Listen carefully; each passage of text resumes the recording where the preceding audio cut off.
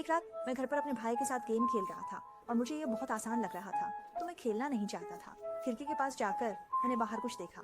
जब मैं सोया मुझे लगा कि खिड़की के बाहर कुछ है।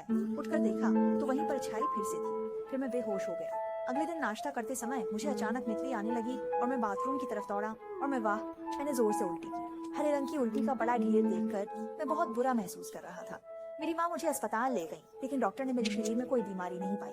जब मैं कोई बात नहीं मानकर खेल रहा था, मुझे फिर से उल्टी जैसा महसूस हुआ। रात में मैंने फिर से खिड़की के बाहर उस व्यक्ति की परछाई देखी। मैं डर के मारे जोर से चिल्लाया। माता पिता के आने तक मैं डर के मारे बेहोश हो चुका था।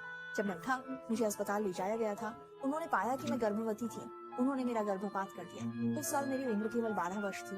बाद में जब मैं बड़ी हो गई, मैंने फिर से उस आकृति की मौजूदगी महसूस की। वह एक महिला जैसी दिखती थी, फटे हुए कपड़े पहने हुए थी और खाली आंखों से मुझे देखती रहती। लगातार मुझसे कहती थी कि उसे एक बच्चा चाहिए। जब मेरी माँ आई तो मैं जमीन पर लेटी हुई थी और लगातार झटके खा रही थी। जब मेरे पापा आए तब मेरी माँ पहले ही पागल हो चुकी थी। बेटी, तुम उसकी मदद कर दो। वह बस एक बच्चा चाहता है, केवल तुम्हारे शरीर का इस्तेमाल करना चाहता है। बाद में मेरी माँ को मानसिक अस्पताल में भर्ती कर दिया गया और हमने भी छुट्टी ली।